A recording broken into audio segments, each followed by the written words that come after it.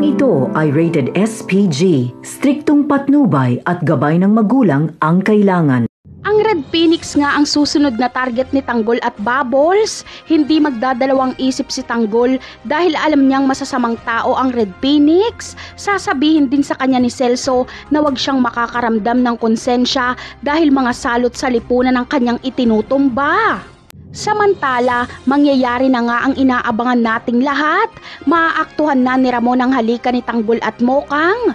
Bagamat galit na galit si Ramon, ay agaduho pa ang kanyang galit kapag makita niya ang mukha ni Tanggol.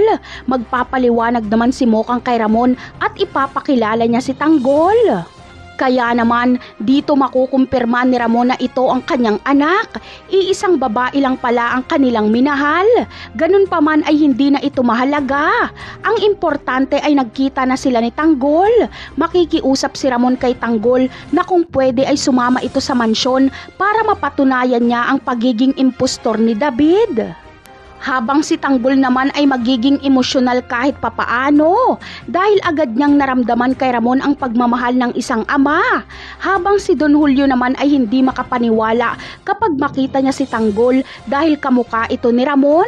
Talaga namang nakakabaliw ang katotohanan ito. Napakarami pa nating dapat abangan sa mga susunod na episode ng Batang Quiapo. Paalam!